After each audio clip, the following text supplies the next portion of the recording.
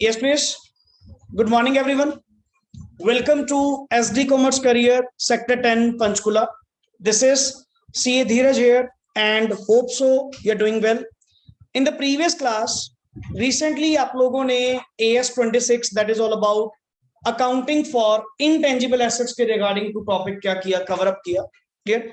And मेरी PDF में से questions हम already discuss कर चुके हैं in the class, plus scanner में से मॉड्यूल में से एज सुन एज पॉसिबल आप अपने क्वेश्चंस को सॉल्व करें एंड जो भी डाउट्स हैं आप अपने डाउट्स बिफोर द क्लास या आफ्टर द क्लास इजीली ले सकते हो, क्लियर?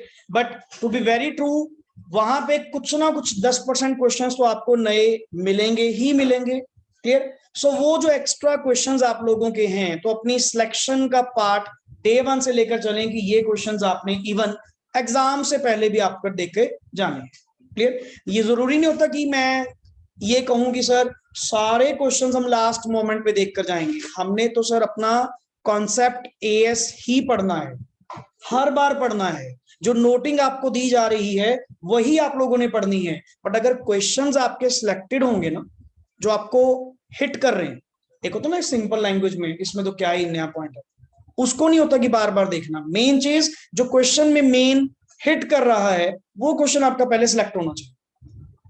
सेम नेक्स्ट आगे आपके पास आज का जो हमारा टॉपिक है that is all about as 18 that is related party transaction. मजेदार टॉपिक है सर, अच्छा टॉपिक है। प्लस हर जगह नेक्स्ट आगे आपके पास मतलब जितने भी फील्ड हैं हर पॉइंट ऑफ व्यू से ये आपको क्या आने वाला है, काम आने, क्लियर?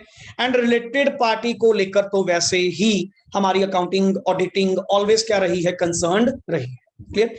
अब यहां पे मैंने आपको 2 क्वेश्चंस का रिप्लाई देना है।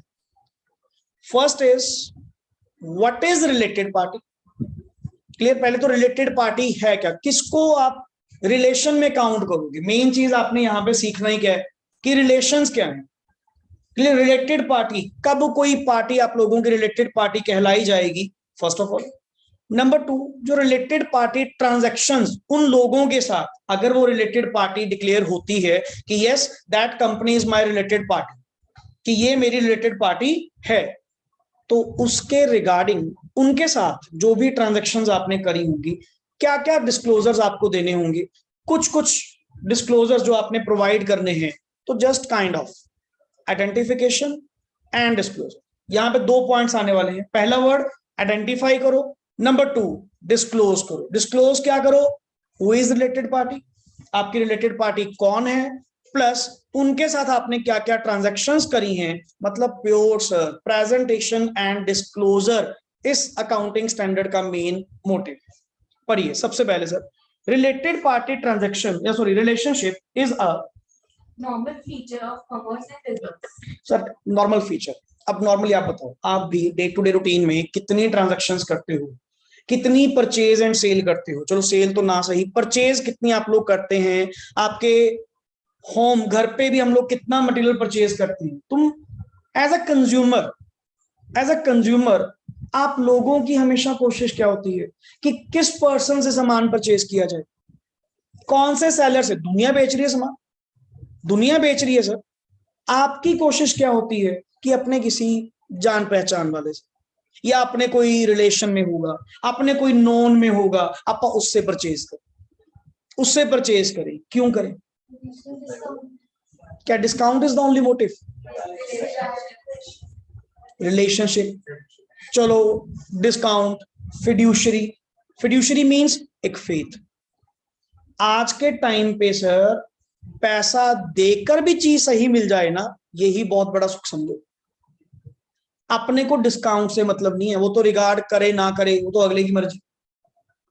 हो सकता है कि मेरे से 100 रुपए ज्यादा चार्ज करे, ये भी हो सकता है, बट कम से कम जस्ट एक फेथ है, कम से कम जस्ट एक फेथ होता है कि अपने को कि दूसरों पे तो रिलायबिलिटी वैसी नहीं, क्योंकि वो तो स्ट्रेंजर्स हैं, मैं कौन सा जानता हूं।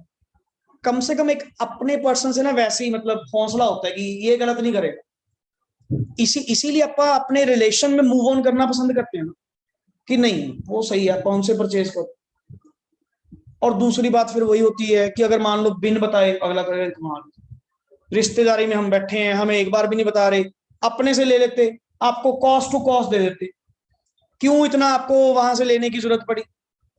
तो नॉर्मल है सर, ये बिजनेस कॉमर्स में नॉर्मल थिंग्स हैं। कोई भी अगर आप कोई एक्टिविटी करते हैं, आपकी फर्स्ट प्रेफरेंस क्या होती है? अपने नॉन से, आपके जो नॉन में है उनके साथ ट्रांजैक्शन करना, उनके साथ डीलिंग करना। एंड अकाउंट्स क्या सोचेगा, ऑडिटिंग क्या सोचेगी कि ये रिलेटेड पार्टी, पक्का कोई ना कोई फायदा होगा, जबकि हुआ हो या ना हुआ हो। बट एक ना वैसे ही प्रिज्यूम्ड माइंड, जैसे तुमने पहले कहा कि एक ना वैसे ही कि कुछ ना कुछ एडिशनल बेनिफिट तो मिले होंगे। फिर किस बात का रिश्तेदार, फिर किस बात का रिलेटिव? आपा कहते नहीं कि अगर कोई वो रिलेशन में है, अगर तुम्हारा रिलेशन है, नेचुरली सर कोई तो बेनिफिट हुआ होगा ना। तो जरूरी थोड़ा कि बेनिफिट हुआ होगा, हो सकता है कि रिलेटेड पार्टी ट्रांजैक्शन भी आर्म्स लेंथ प्राइस पे कराई गई हो। What do you mean by arm's length price? Same as normal. पर वही आपा थोड़ी मानते हैं सर, कमाल रिश्तेदारी है सर, कुछ तो होगा, कोई जरा कुछ कुछ तो होगा। ये ना एक जर्नली प्रिजम्पशन है कि जहां वर्ड रिलेटेड पार्टी आया, तुम्हारे माइंड में बेनिफिट आएगा कि पक्का जी कोई ना कोई बेनिफिट होगा, या कुछ ना कुछ इनकी एंट्रियां चल रही होंगी, ये कॉमन थिंग। तो अब हमने उसी के रिगार्डिंग ऐसी ऐसी पार्टीज को, ऐसे रिलेटेड पार्टीज को हमने आइडेंटिफाई करना। मैं आइडेंटिफाई कैसे करूंगा? पहले मैं इनको डिफाइन करूंगा कि तुम्हारा रिश्ता क्या है, तुम्हारा रिलेशन क्या है, पहले तो ये डिफाइन करूंगा। नंबर 2, क्या क्या डिस्क्लोज करना है, फिर साथ में ये बताऊंगा। क्लियर? यस प्लीज आगे। Entities frequently carry on their business activities through their subsidiaries, joint ventures, associates. Normal sir, mostly वैसे कंपनीज के केस में थोड़ा ज्यादा कंसर्न होते हैं देन दैट ऑफ नॉर्मल, क्योंकि ट्रांसपेरेंसी मैक्सिमम किसमें है? कंपनी में है ना। ये तेरी पार्टनरशिप में, सोल प्रोप्राइटरशिप में कोई नहीं पूछता, जिस मर्जी से ट्रांजैक्शन कर। मेन कंसर्न कहां होता है? जब इक्विटी किसी की, पैसा किसी का, रन करने वाले कोई और। तो सर हमें थोड़ा कंसर्न होकर चलना पड़ता है कि जब एक एंटिटी अपनी activity through subsidiaries, joint ventures, associates के थ्रू करती हैं, इन दैट केस थोड़ी वर्किंग हमें देखनी पड़ेगी।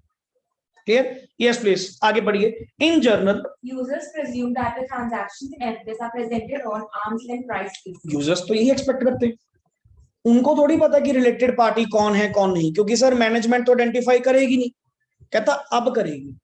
मैंने अकाउंटिंग स्टैंडर्ड 18 बना दिया कि मैनेजमेंट के ऊपर रिस्पॉन्सिबिलिटी लगा दी कि एफएस किसने बनानी है? मैनेजमेंट ने बनानी है ना।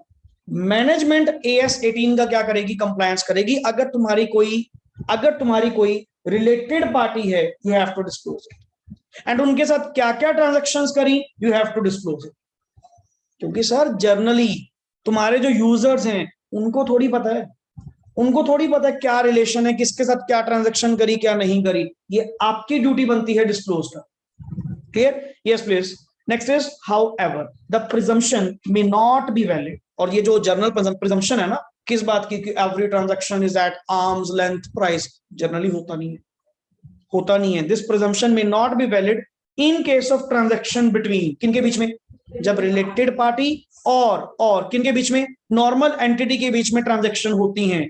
कॉमन सेंस, अगर रिलेटेड पार्टी के साथ ट्रांजैक्शन होगी, नेचुरली सर इनके केस में टर्म्स एंड कंडीशंस क्या होती हैं? अलग होती हैं। हो या ना हो दैट इज डिफरेंट मैटर, हो या ना हो that is different matter. But sir common sense, आप जैसे कहते नहीं सर, नॉर्मल लोगों के लिए वही बात है ना, थोड़ा सा हम भी तो शो करेंगे कि आपका रिगार्ड हो रहा है। नॉर्मली सर 15 डेज के अंदर पेमेंट होती है, कोई बात नहीं। आप 1 मंथ के अंदर, अरे घर में पैसे हैं, कोई दिक्कत, तुम्हारा थोड़ी कुछ जा रहा है। पैसा किसका लगा हुआ? कंपनी का लगा हुआ है ना। तो सर आपकी वहां पे ड्यूटी बनती है प्रॉपर वे से क्या करना? डिस्क्लोज करना। क्योंकि हमें नॉर्मल पता है कि terms and condition of the related party generally different from, किससे होंगी? Unrelated party. फिर रिश्तेदार किस बात का? अगर मेरे में और नॉर्मल जनता में कोई फर्क नहीं है, तो नेचुरली सर मैं किस बात के लिए आपको रिलेटेड पार्टी कहला रहा हूं? रिलेटेड पार्टी होने का मतलब ही क्या होता है? सर यहाँ पे तुम्हें टर्म्स कंडीशन क्या मिलेंगी? डिफरेंट। कॉमन सी बात है। क्लियर? आगे। Sometimes Related party may not charge anything. May not charge anything, ये भी होता है फ्री में।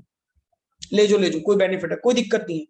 कितना लोन चाहिए? विदाउट इंटरेस्ट ले ले। मैं क्या नॉर्मल लोगों से तो इंटरेस्ट लेती हूँ। हाँ, फिर वो मेरा रिश्तेदार है भाई, वो रिलेटेड पार्टी है हमारी, फिर क्या हो गया, अपनों से कमाएंगे क्या? मैं कहा वाह, बड़ी बड़ी बातें, ठीक है ना। तो नेचुरली सर वहां पे, बट क्या आपका स्टेक है क्या उसमें? ऑनरशिप किसकी है? पैसा तो यूजर्स का है ना, तुम्हारा थोड़ी है। आगे, yes, services like interest free loan, free management services देना, hence the related party relationship will have an effect on the FS. Sir financial position के ऊपर आपकी रिलेटेड पार्टी के साथ की हुई ट्रांजैक्शन इफेक्ट तो डालती है, इफेक्ट तो डालती है, कहीं ना कहीं आपकी प्रॉफिटेबिलिटी को इफेक्ट तो करती है, आप मानो चाहे ना मानो, क्योंकि कॉमन सेंस है सर। कोई भी पर्सन, अगर हम कह रहे हैं रिलेटेड पार्टी है और आप आर्म्स लेंथ प्राइस पे ट्रांजैक्शन करें, प्रैक्टिकली पॉसिबल नहीं है। थ्योरेटिकली जो मर्जी कहते हो, थ्योरेटिकली जो मर्जी कहते हो, कॉमन सेंस है सर। पता की सर फिर किस बात का रिलेशन? अगर तुमसे भी वही कमाना है जो लोगों से कमाना, इतना तो सर ब्रांच के केस में भी था, इतना तो इंडिपेंडेंट ब्रांच के केस में भी आपने पढ़ा कि दुनिया से इतना कमाते हैं, चल तू अपनी ब्रांच है, तेरे से कम कमाएंगे, इतना तो उसमें भी चलता है। आगे चलिए, yes, this standard establishes the requirement of disclosure about about two things. One is related party, word क्या लिखा हुआ है? रिलेशनशिप। पहले तो एक ये डिस्क्लोजर दो, दूसरा रिलेटेड पार्टी ट्रांजैक्शंस आपने जो करी, ये दो अलग अलग, पता क्यों है? हो सकता है कि आप मेरी रिलेटेड पार्टी तो हो बट हमारी इस साल को ट्रांजैक्शन नहीं, तो ठीक है सर, फिर क्या हो गया? बस सिर्फ आपने क्या बताना है? रिलेशन एक्सप्लेन करना है, ट्रांजैक्शन जब हुई नहीं। बट अगर ट्रांजैक्शन भी हुई होगी तो दोनों डिस्क्लोजर जाएंगे, वो दैट डिपेंड्स।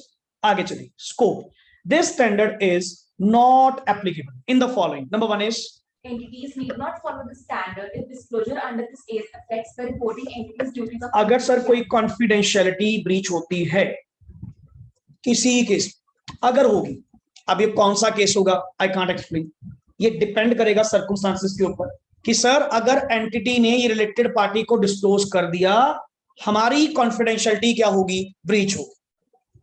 होती है सर बहुत सारी बड़ी बड़ी कंपनीज, बहुत सारे बड़े इन्वेस्टर्स हैं कि हम फ्रंट फेस पे नहीं आएंगे, हम फ्रंट फेस पे नहीं आएंगे, आपको जितना पैसा चाहिए हम देने को तैयार हैं, हम पैसा इन्वेस्ट करेंगे, क्लियर, आप चेहरा कोई बना दो, हम नहीं आगे आएंगे। और ये हम पहले कॉन्फिडेंशियलिटी मेंटेन करने का क्या करते हैं? एग्रीमेंट करते हैं। कंपनी को क्या चाहिए होता है? पैसा। कंपनी कहती है सर हम कॉन्फिडेंशियलिटी ब्रीच नहीं करेंगे, चिंता ना करो, हम एक्सप्लेन नहीं करेंगे।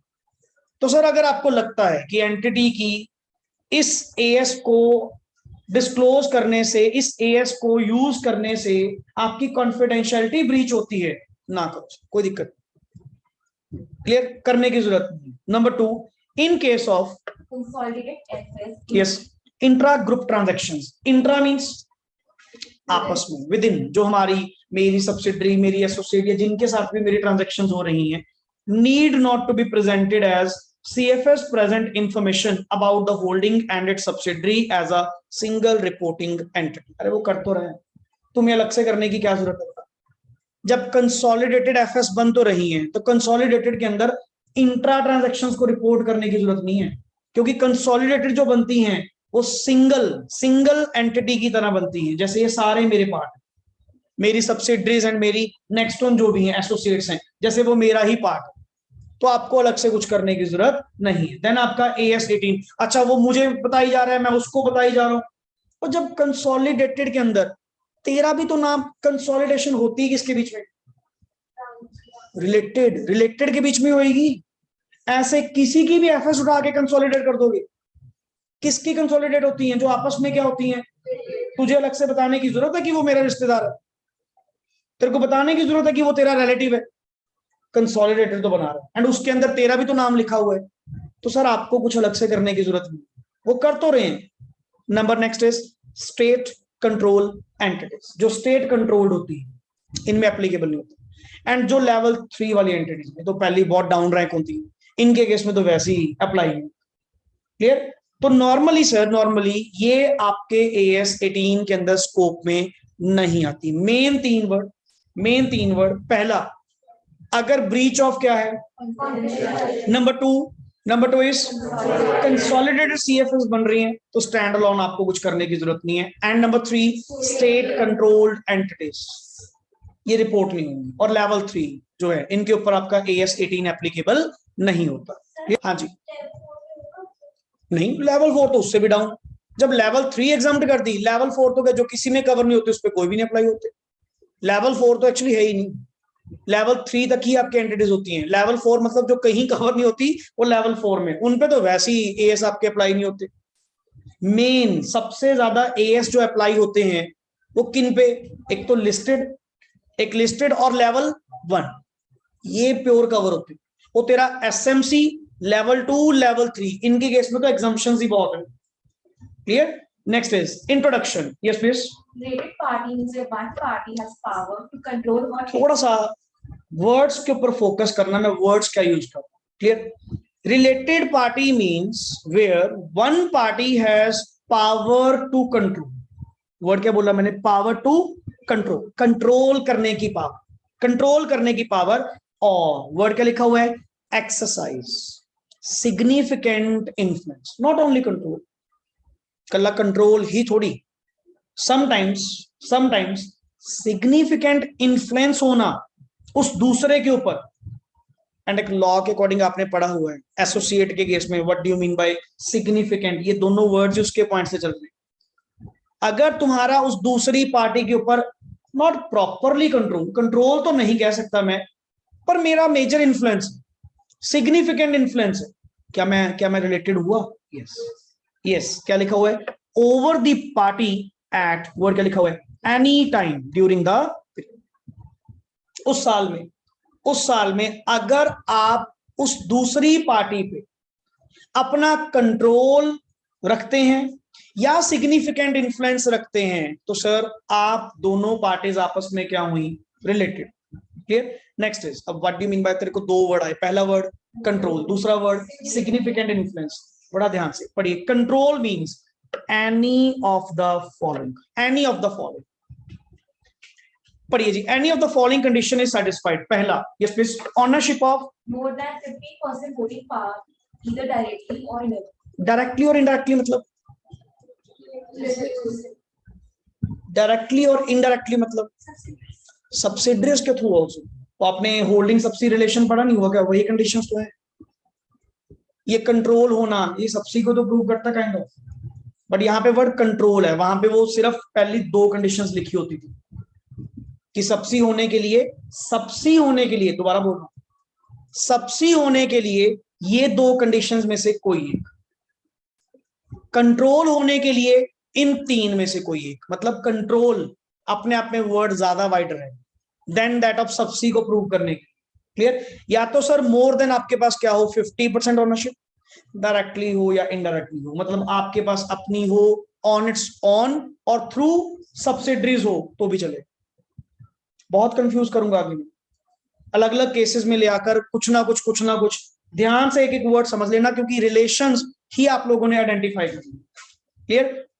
और next is power to compose, governing body of another entity. या फिर सर आपके पास उस अनदर एंटिटी के, मैं कह रहा हूं 1% भी शेयर नहीं, 1% भी वोटिंग पावर नहीं, बट मेरे पास क्या है?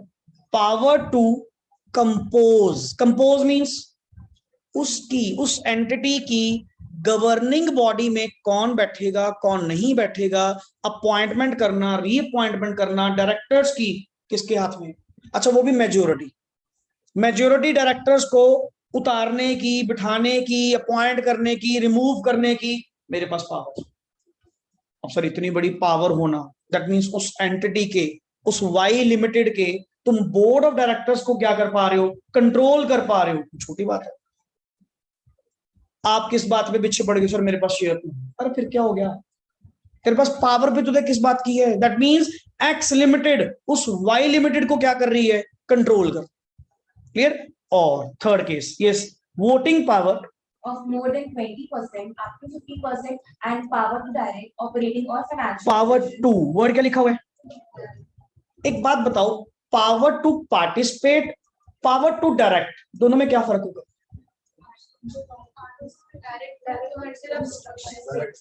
थोड़ा वर्ड समझो।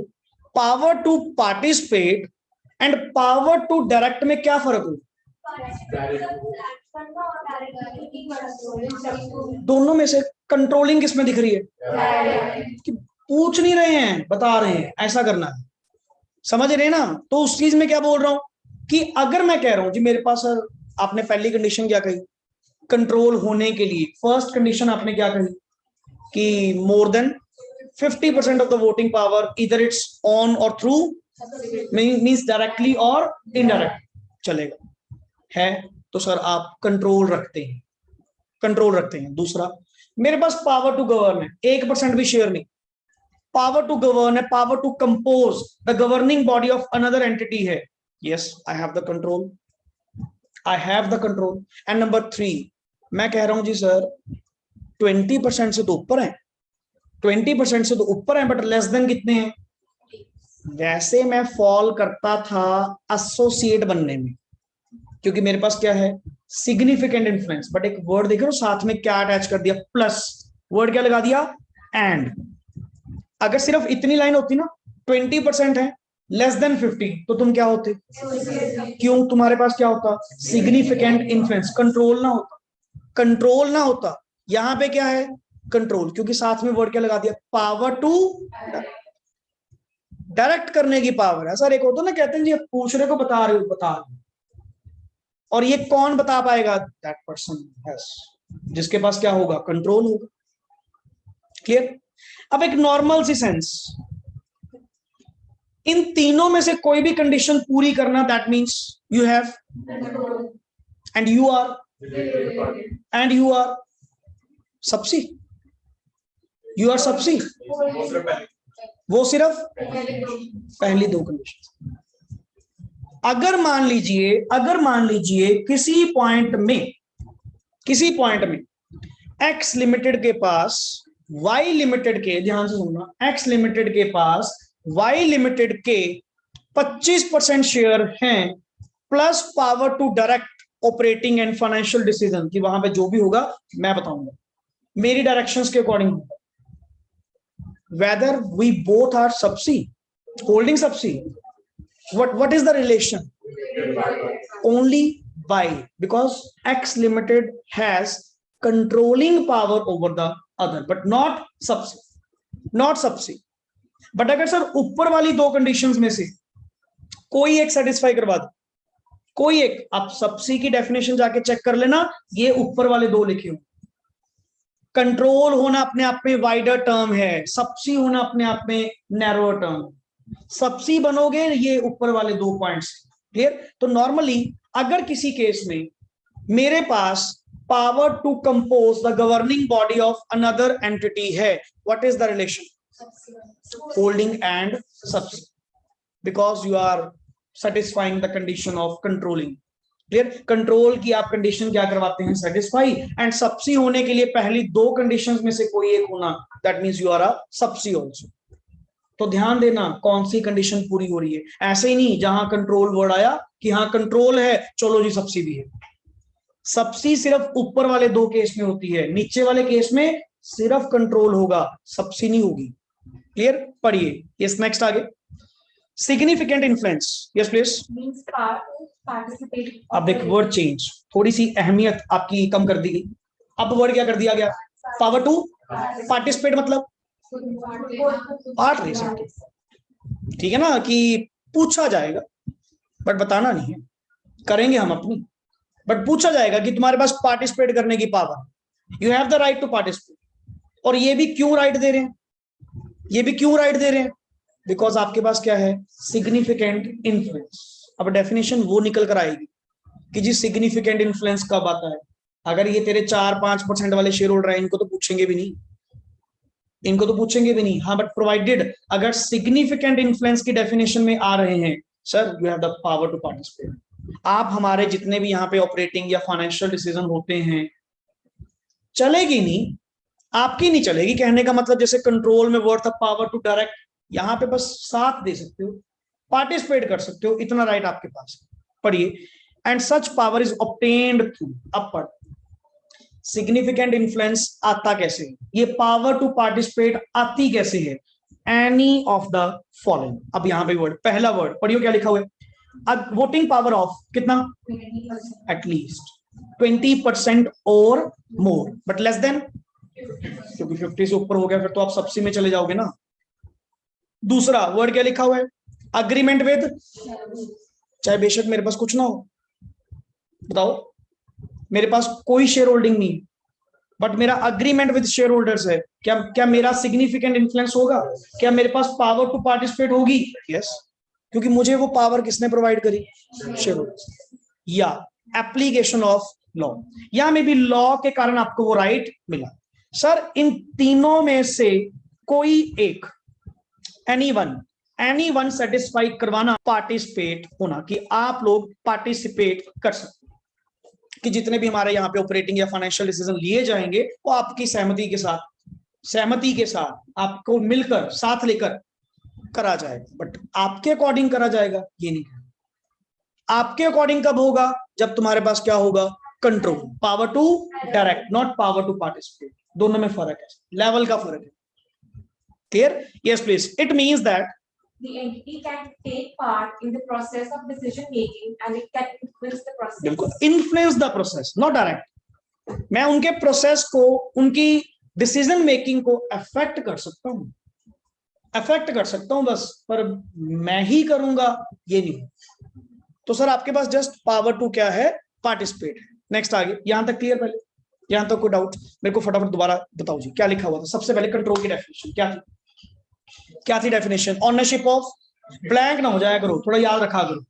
Ownership of more than 15, more than 50% of its on or through its, that means directly or indirectly, or second is power to compose governing body of that entity. Clear? And number 3, voting power of 20% or more, 20% or more, कम से कम इतना, but less than, and power to direct क्या चीज? Operating या financial decision of that in 3 cases, and any one of them is satisfied, then you have control over the other, and you both are called as related party. But we have to check out if any one of the first two, is satisfied control की definition में से, then we are called as holding and subsidy. हमारे relation का नाम है, ये रिश्ता क्या कहलाता है? वो हिसाब लिखा हुआ कि सर आपका होल्डिंग एंड सबसी होंगे। क्लियर? बट अगर थर्ड कंडीशन होगी, थर्ड कंडीशन में सिर्फ कंट्रोल है बट सबसी नहीं कहला जाएंगे, तब पूछा जाएगा दोबारा फिर यही क्या कहलाता है। Clear? And number 3 next is significant influence. Significant influence means, पहली बात main word power to participate, ये मत कह देना एटलीस्ट 20%। अरे सिग्निफिकेंट इन्फ्लुएंस का मतलब होता है पावर टू पार्टिसिपेट करना, मेन मीनिंग ये है। अभी तक माइंड में ही, अभी से पूछ दो कि सिग्निफिकेंट इन्फ्लुएंस मींस अगर आपके पास 20% शेयर है तो, और ये एक वे है पावर टू पार्टिसिपेट गेन करने का। तो मीनिंग क्या हुआ? Power to participate in operating and financial decisions of the entity. And how could I get it? मेरे को कैसे मिलेगा ये? Sir may be voting power of 20% और मोर, जिसको तुमने कहा एटलीस्ट 20%। क्लियर? और अग्रीमेंट विद, और application of, in this case I can influence the decision of the entity, just influence कर सकता हूं, चेंज नहीं कर पाऊंगा। क्लियर? पर ये फॉलोइंग आर रिलेटेड पार्टी या रिलेटेड पार्टी रिलेशनशिप्स। जैसे अब पैरा यहाँ पे 5, 3A B C D E, जिसमें से 2 पॉइंट आप कर चुके हो। पहला पढ़िए जी 3A, अच्छा इसमें ध्यान से पढ़ना। एंटरप्राइज विच, ये रिलेशन एक्सप्लेन करेगा। अब तुझे कंट्रोल की डेफिनेशन पढ़ा चुका, प्लस सिग्निफिकेंट इन्फ्लुएंस पढ़ा चुका। अब ये समझना रिलेशन क्या होते हैं। Yes, enterprises number of, clear, which क्या लिखा हुआ है? डायरेक्टली और इनडायरेक्टली थ्रू। इनडायरेक्टली का मतलब ये होता है on its own or may be through it's, मेरी सब्सी की सब्सी भी तो मेरी सब्सी, क्या बोला मैंने? मेरी सब्सी की सब्सी भी तो मेरी सब्सी ना। तो sir may be on its own or may be through its subsidiary, relation move करेगा। क्लियर? वर्ड क्या लिखा हुआ है? Control over or are under control or are under common control with the reporting entity. क्या कहेगी? क्या वर्ड लिखा हुआ है? या हम दोनों किसी के कंट्रोल में। रिलेशन तो सब जगह होती है। मैंने वर्ड क्या बोला, एक्स लिमिटेड का वाई लिमिटेड पे कंट्रोल है, कंट्रोल ओवर। वाई लिमिटेड का एक्स पे है, अंडर कंट्रोल, मेरे पे कंट्रोल है। अरे रिपोर्टिंग एंटिटी मींस जिसकी तुमने रिपोर्ट करनी है, तुमने उसका रिलेशन फाइंड आउट करना है। सर ये रिपोर्टिंग एंटिटी एक्स है, या तो ये किसी को कंट्रोल करेगी, या कोई से कंट्रोल करेगा, या हम दोनों को कोई कंट्रोल करेगा, जिसको वर्ड बोलते हैं कॉमन कंट्रोल। जैसे जेड लिमिटेड की एक्स और वाई हम दोनों सबसी, तो हम दोनों भी भाई भाई, हम दोनों का भी रिलेशन हुआ आपस में। हम दोनों किसके अंडर है, एक कॉमन कंट्रोल के अंडर, तो सर रिलेशन तो है, सर रिलेशन तो है। यस, नेक्स्ट इज, आगे चलिए। Para 3A is applicable to enterprise only, subsidiaries is form. पहली बात सर ये एंटरप्राइजेस पे एप्लीकेबल है, सब्सिडरी इज फॉर्म। दोबारा, सब्सिडरी कब फॉर्म होती है, इफ क्लॉज 1 और 2 ऑफ किसकी डेफिनेशन, मैंने भी वही कहा था। कंट्रोल के वैसे 3 पॉइंट्स थे, 3 में से फर्स्ट 2 पॉइंट्स अगर आप लोगों के कंप्लीट होंगे देन यू विल बी, अच्छा उनमें से कोई भी एक, any one of the, clear. Subsidiary is formed if clause 1, word क्या लिखा हुआ है, और, या क्लॉज 2 कंट्रोल की डेफिनेशन का अगर सेटिस्फाइड होगा then you are holding and subsidy, clear. तो पहला पैरा 3A सब्सिडरीज के ऊपर, कि सब्सिडरीज का रिलेशन तुम कैसे निकालोगे। एंटिटी, रिपोर्टिंग एंटिटी में बी कंट्रोल ओवर हो, अंडर कंट्रोल हो, या you both are under common control में भी, क्लियर। नेक्स्ट इज, मतलब कॉमन कंट्रोल होना भी अपने आप में क्या है, रिलेशन। कॉमन कंट्रोल होना भी अपने आप में क्या है, रिलेशन। अगर हम दोनों X and Y common control के अंडर हैं तो हम दोनों का भी आपस में क्या है, relation. But sir common control होना, कॉमन एसोसिएशन होना, कॉमन जेवी होना, नो रिलेशन, क्योंकि साफ लिखा है कॉमन कंट्रोल होना क्या है, रिलेशन। आगे चलिए, एसोसिएट और joint venture of entity or investors for which reporting entity is associate or और मतलब इनके केस में ज्यादा कोई डिवाइडेशन नहीं, सिंपल सर, तुम्हारी एसोसिएट या तुम्हारे जेवी, तुम्हारी एसोसिएट या तुम्हारे जेवी, जेवी मींस ज्वाइंट वेंचर, आपकी रिलेटेड बात, आपकी तो है, आपकी तो है, आगे से आगे चेन है या नहीं वो देखिए। अभी तक तो आपने क्या कहा, रिलेशन किसके साथ है, सिर्फ किसके साथ है, रिपोर्टिंग एंटिटी के साथ। तुम्हारी सब्सी, सॉरी तुम्हारा एसोसिएट या तुम्हारी ज्वाइंट वेंचर, अरे तेरे साथ तो कनेक्टेड ही है ना, आगे होगा या नहीं होगा वो डिपेंड करेगा। पहले सिंपल सा पॉइंट हमने एक पढ़ा, तेरे साथ तो वो अटैच्ड है भाई, तेरी तो ज्वाइंट वेंचर है, तेरी तो एसोसिएट है, तेरे साथ तो रिलेशन है।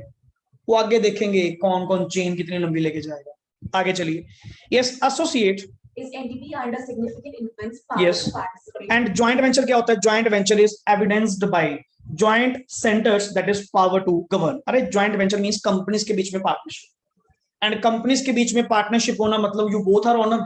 तो यहाँ पे आपके पास क्या आएगी, पावर टू गवर्न, मैं भी अपनी चलाऊंगा, वो भी अपनी चलाएगा, because we are equal partners ना, इक्वल और इन सब्सिक्वेंट रेशियो व्हाटएवर जो भी आपकी है, you are both are partners ना। बट सर ये एग्रीमेंट स्टार्टिंग से ये अलग होती, ये तुम्हारे बीच में मर्ज नहीं करेंगे, क्लियर। तो ये आपका पावर टू गवर्न रखते हैं। तो जस्ट रिपोर्टिंग पर्पस के लिए आप अपने जेवी को साथ लेकर चलो कि ये मेरी रिलेटेड पार्टी, कि मेरा एक रिलेशन इनके साथ भी चल रहा है, हमने कॉमन पार्टनरशिप के अंदर क्या करा, काम स्टार्ट करा, तो जेवी एक जस्ट नॉर्मल थी, क्लियर। बट जो तुम्हारा ये एसोसिएट है, सबसी है, ये तो पूरा मर्ज करती है, सबसी तो बिल्कुल ही मर्ज करेगी, एसोसिएट का थोड़ा डिफरेंट पॉइंट है, क्लियर। ये सारी थिंग्स ना कंसोलिडेशन, ये कंसोलिडेशन तुमने फाइनल्स में पढ़नी ही क्या है, कंसोलिडेशन सिखाई ही क्या जाएगी, कंसोलिडेशन, सिर्फ और सिर्फ ही, और टॉपिक ही नहीं है, कोई न्यूमेरिकल टॉपिक ही नहीं है, प्योर कंसोलिडेशन। क्योंकि वहां पे सब्जेक्ट का नेम ही क्या है, फाइनेंशियल रिपोर्टिंग, तुम्हें रिपोर्टिंग सिखाई जाएगी। अकाउंटिंग तो खत्म है sir, group 1 group 2 done, inter level पे, फाइनल्स पे जाके नहीं तुम्हें आएगी। फाइनल्स में क्या आएगा आपके पास, प्योर रिपोर्टिंग, इंडेस आएंगे, बताओ जी कैसे रिपोर्ट करना, कैसे डिस्क्लोज करना, कैसे प्रेजेंटेशन होगी, वहां पे यही काम तो करना है। और यही अकाउंटिंग स्टैंडर्ड्स आप लोगों के उस टाइम पे क्या बनेंगे, बेस बनेंगे। ये कॉपी संभाल के रखना, ये जो एस वाली हैं ढूंढते फिरोगे कि मिल जाए बस एक बार, क्योंकि बेस इंडियस का भी यहां से क्या है, सेम है। एंड तब भी कोचिंग स्टार्ट करने से पहले एफआर की पहले अपने एएस एक बार पढ़ लेना, इंडियस फर्स्ट टाइम में समझ में आए, क्योंकि पिच वही रखी गई, टोन वही रखी गई, कुछ कुछ रूल्स क्या कर दिए गए, चेंज कर दिए गए, अमेंड कर दिए गए, otherwise the base is same. Clear? Next is yes, limit of 20% is not rigid for power to participate. It means there can be power to participate at a percentage less than 20%. हाँ, आपने पढ़ा तो कैसे sir, अगर मेरा agreement with share holders है या application of law है, मेरे पास 10% शेयर्स हैं, क्या मेरे पास पावर टू पार्टिसिपेट हो सकती है? यस, मे बी शायद दूसरी कंडीशन। ये थोड़ी कहा था कि 20% होना मैंडेटरी ही मैंडेटरी है। सो सर यहाँ पे वर्ड क्या लिखा हुआ है, at a percentage less than 20% भी आपके पास क्या हो सकती है, power, and there can not be power to participate at more than 20% if proved. हो सकता है कि तुम 20% रखते हो but still you don't have any power, depend करेगा सर एग्रीमेंट क्या हो रखा। तो ये 20% को बेस मत मानना कि 20% होना। नॉर्मली कहते हैं, नॉर्मली हम कहते हैं, यूजुअली हम कहते हैं किसी शेयर होल्डर के पास अगर एटलीस्ट 20% की होल्डिंग है तो वो पर्सन सिग्निफिकेंट इन्फ्लुएंस रखता है। बट ये रखेगा ही रखेगा, ये डिपेंड करेगा, ये डिपेंड करेगा। तो जर्नली हम वर्ड बोलते हैं कि एसोसिएट होने का मतलब that they have the power to participate. तो पावर टू पार्टिसिपेट तो सर अदर वे से भी आ सकती है, तो ये 20% को रिजिड मत मानना। क्लियर है? हो सकता है कि 20 से ज्यादा भी हो तो भी तेरे पास पावर नहीं है, इफ प्रूव्ड। देख वर्ड साथ में क्या लिखा हुआ है, इफ प्रूव्ड, क्योंकि जनरली तो हम तो कहते हैं कि 20% होना मतलब पावर टू पार्टिसिपेट होना, ये चीज। Next is para 3C। हाँ जी, कौन से वाली? एसोसिएट और joint venture of the entity, और जो भी इन्वेस्टर्स होंगे जिनका आप में होल्ड होगा। क्लियर? जो भी इन्वेस्टर्स होंगे वो आपके रिलेटेड पार्टी क्या होंगे, काउंट होंगे। मोस्टली वर्ड एसोसिएट या जेवीज, वो इन्वेस्टर वर्ड इनको यूज करना पड़ा। समटाइम्स कोई डिफरेंट काइंड ऑफ एंटिटी है तो उसके लिए वर्ड हमने क्या बोल दिया, इन्वेस्टर्स वर्ड बोल दिया, तो वो भी तो आपके रिलेटेड हुई, ये चीज। Next is para 3C। Yes please. Individuals which directly or indirectly control or exercise influence on the reporting entity and derivatives of such. And अब यहाँ पे कौन का सर, वो इंडिविजुअल्स, रिश्तेदार में कौन आ गया, वो इंडिविजुअल्स, वो individuals, individual means a man, एक ह्यूमन बीइंग जो नेचुरली एग्जिस्ट करते हैं। क्लियर? एक इंडिविजुअल, ऊपर तक तो सारे कौन आ रहे थे, artificial entities kind of, mostly companies. Clear? Individuals which may be directly और मे बी इनडायरेक्टली का मतलब क्या हुआ, वही अपनी रिलेटिव के थ्रू, नेक्स्ट आगे। क्लियर? कंट्रोल या एक्सरसाइज इन्फ्लुएंस करते हैं, वही सेम डेफिनेशन। पहले एंटरप्राइजेस पे था, इंडिविजुअल एंटरप्राइज थोड़ी होती है। आपने पैरा 3A में क्या लिखा था, this 3A is applicable only to enterprises, individual enterprise थोड़ी होती है। तो नॉर्मल इंडिविजुअल्स के केस में, अपने जैसों के केस में, क्या मेरा उस कंपनी के साथ कोई रिलेशन है? अगर मैं उस कंपनी में क्या रखता हूं, कंट्रोल करने, वही डेफिनेशन, कंट्रोल करने की पावर या सिग्निफिकेंट इन्फ्लुएंस रखता हूं। Clear? On the reporting entity and relative of such individual भी इसके अंदर क्या होंगे, कवर होंगे। ये मत कहना कल्ला इंडिविजुअल, मैं या मेरा रिश्तेदार, अगर उस एंटिटी के अंदर कंट्रोल या सिग्निफिकेंट इन्फ्लुएंस रखने की पावर रखते हैं, है तो सर यू बोथ आर क्या है, रिलेटेड। आपका रिलेशन एग्जिस्ट करता है, चाहे तुम रखते हो या तुम्हारा कोई रिलेटिव रखता है, सारे लोग। अब बात आई सर ये रिलेटिव के अंदर कौन कौन आया, तो नेक्स्ट पेज पे चार्ट। रिलेटिव एज पर AS 18, एक इंडिविजुअल के जो रिश्तेदार जो माने जाते हैं AS 18 के अकॉर्डिंग, मतलब अकेला मेरा ही नहीं, अगर मेरे इन सबका भी कोई कंट्रोल या कोई क्या सिग्निफिकेंट इन्फ्लुएंस भी है, then you are sir related. कैसे sir? Father mother, clear? Brother sister, son daughter and spouse. तो ये मतलब ये आपके काइंड ऑफ फर्स्ट रिलेशंस आ गए ना, फर्स्ट ब्लड रिलेशंस आ गए। तो आपके जो ब्लड रिलेशंस हैं, अगर उनका भी कोई होल्ड होगा ना, that you both are sir related, आपका उस एंटिटी से नाता है, आप उस एंटिटी से रिलेटेड हो, सिंपल सी बात, क्लियर। तो पैरा 3A किसके ऊपर था, जिसमें आप लोगों ने क्या कहा, रिपोर्टिंग एंटिटी में be control over, under control और under common control, you all are क्या है, रिलेटेड पार्टीज हैं। पैरा 3B, और दूसरी बात उसमें लिखा हुआ था सबसी होने के लिए कंट्रोल की डेफिनेशन में से पहला क्लॉज या दूसरा क्लॉज कोई एक पूरा कर दो, देन सबसी होंगे। बट कंट्रोल की तीसरी कंडीशन अगर आपने पूरी करी देन आप सबसी नहीं कहलाए जाएंगे, सिर्फ कंट्रोल कहलाए, क्लियर। जिसको वर्ड बोलते हैं आपके पास पावर टू डायरेक्ट है, आपके पास पावर टू डायरेक्ट है कि आप वहां पे ले, बट सबसी नहीं हो सर आप। और वैसे भी सबसी कैसे कह दोगे, तीसरी कंडीशन में वोटिंग पावर कितनी थी आपके पास, 20 से लेस देन, तो सर सबसी तो बन ही नहीं पाओगे आप, लॉजिक भी है ना साथ में, clear.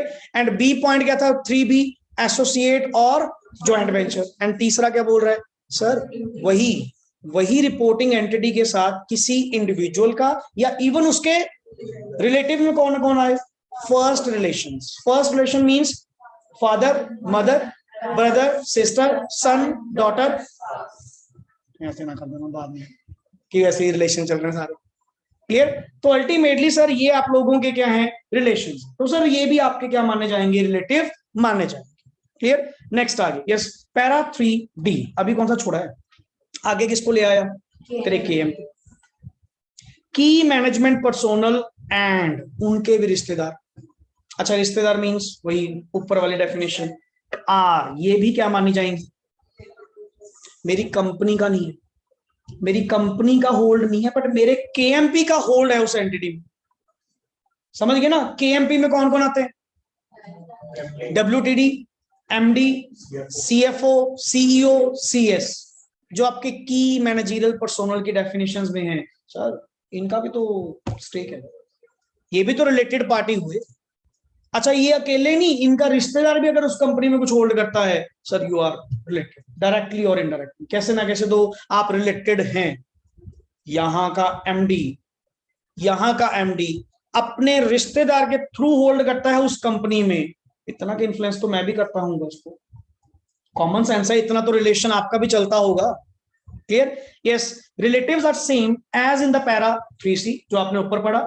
KMP are those person who have, main word क्या लिखा हुआ है, अथॉरिटी एंड वर्ड, और नहीं देख पहले गलती करी थी, क्या लिखा हुआ है, and responsibility for planning directing and controlling. ऐसी हर पर्सन को KMP मत ले आना, पहले तो आप ये चेक करो कि जिस पर्सन की बात कर रहा है तेरे को बता के थोड़ी जाएगा कि ये KMP है, पहले तू बता KMP होता कौन है, पहले आप डिसाइड करो KMP होता कौन है। एग्जांपल लेके मिस्टर डी की जो स्टार्टिंग से लेके एंड तक बताई जा रहा है, इसने ऐसा कर दिया फलाना कर दिया, इसके रिश्तेदार आगे होंगे, पहले तू बता क्या ये KMP है, क्या तेरी कंपनी के लिए रिपोर्टिंग एंटिटी के लिए क्या ये KMP की डेफिनेशन में आता है, अगर आता है अब बता ये क्या कर रहे हैं, क्या पहले तो यही नहीं पता कि हमें KMP कौन है। Sir KMP means those person जिनके पास अथॉरिटी एंड क्या है, रिस्पॉन्सिबिलिटी किस बात की, प्लानिंग करने की, डायरेक्टिंग करने की एंड कंट्रोल, ये लोग KMP का क्या बनते हैं, पार्ट बनते हैं। नॉर्मल इंप्लॉय तो थोड़ी क्या दो, नॉर्मल इंप्लॉय तेरे अभी तक कोई नॉर्मल इंप्लॉय कवर हुआ, मैंने अभी तक वर्ड ही 3 यूज करे और उनमें से भी 2, पहला कंट्रोल होना, दूसरा सिग्निफिकेंट इन्फ्लुएंस होना, तीसरा वर्ड KMP आवा, clear. And last word para 3E, enterprises which are क्या लिखा हुआ है, अंडर कंट्रोल और influence of the person under para 3C और पैरा 3D। सर ऐसी एंटरप्राइजेस, वही बात जो मैं आपको ऊपर एक्सप्लेन कर रहा था, ऐसे enterprises which are under control of, ये जो ऊपर इंडिविजुअल्स और जो ऊपर KMP तुम लोगों ने पढ़े, इनके कंट्रोल, अरे इन्होंने अपनियां जो बना रखी है, इन्होंने मान लो तुम्हारा जो डायरेक्टर है उसने अपनी कंपनी एक और बना रखी है, वो भी तो तेरी रिश्तेदार हुई, क्योंकि वो होल्ड बाय किसके द्वारा है, तेरी कंपनी के KMP के द्वारा। और मैंने वर्ड क्या बोला, वो enterprises which are under control और इन्फ्लुएंस ऑफ कौन से पर्सन जो अंडर पैरा 3C डिस्कस हो चुके या पैरा 3D डिस्कस हो। इवन सर उनकी भी आगे एंटरप्राइजेस जो हैं उनके कंट्रोल में, उनके इन्फ्लुएंस में जो है, मतलब स्कोप देख रहे हो, कुछ नहीं छोड़ा इन्होंने, दूर दूर तक। जैसे ना ब्रांचेस आगे से आगे पेड़ की होती है, मतलब पूरा फैल जो सर, जितना आगे तक जा सकते हो।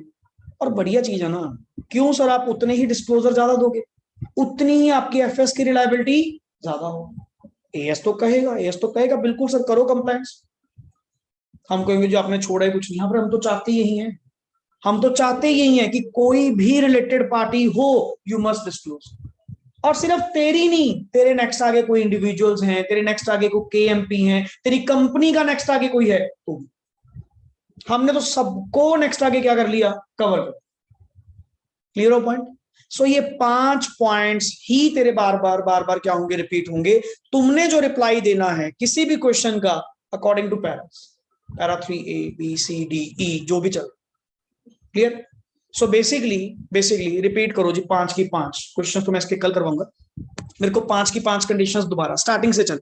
पहले तो ये स्टैंडर्ड किस किस के ऊपर एप्लीकेबल नहीं होता स्कोप में, AS 18 किसके ऊपर एप्लीकेबल नहीं है सर? अगर ये ऐसे AS फॉलो करने से क्या, ब्रीच ऑफ कॉन्फिडेंशियलिटी। नंबर 2 क्या सर, कंसोलिडेटेड एफएस बन रही है, स्टेट कंट्रोल्ड एंटिटीज होंगी, एंड लेवल 3 इनके ऊपर ये एप्लीकेबल नहीं।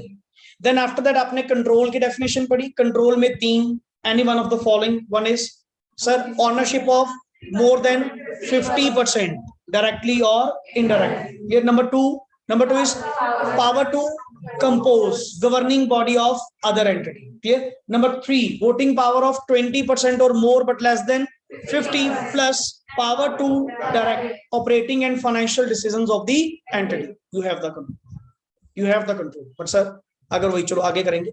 सिग्निफिकेंट इन्फ्लुएंस में आपने क्या पढ़ा sir? Significant influence means power to participate in the operating and financial decisions of the entity. थोड़ा वर्डिंग लगा करो साहब। And this power can be gained from number 1, voting power of at least 20% or more. Clear? Or agreement of shareholder and application of law, maybe. Clear? Then आपने पढ़े sir 5 Paris, जिसमें से para 3A which is applicable only on enterprises. That means the reporting entity have control over, control under or common control. We both are under common control. Clear? And sir, normally सबसी होने के लिए control की पहली 2 में से कोई एक, तीसरी कंडीशन में, कंट्रोल की तीसरी कंडीशन में आप सबसी नहीं बनेंगे, सिर्फ पहली 2 में से कोई एक। क्लियर? नेक्स्ट आगे सर पैरा 3B क्या कहा? एसोसिएट और joint ventures of the reporting entity जो होंगे you are related. And para 3C में those individuals and relative of such individuals which have control over or influence over the entity. And relation में, relative में कौन कौन आया sir? father, mother, brother, sister, son, daughter, spouse. Clear? Same para 3D क्या था? KMP और relatives of such जो भी हैं वो भी कवर होंगे। एंड 3E सर, जो यहाँ पे enterprises over which तुम्हारे पर्सन 3C वाले और 3D वाले क्या रखते होंगे? कंट्रोल और इन्फ्लुएंस। कंट्रोल और influence, they are also related. हुआ concept clear? Word to word sir AS याद होना चाहिए कि बाय हर्ट पता लगे, 10 मिनट में पूरी की पूरी समरी सामने पड़ेगी।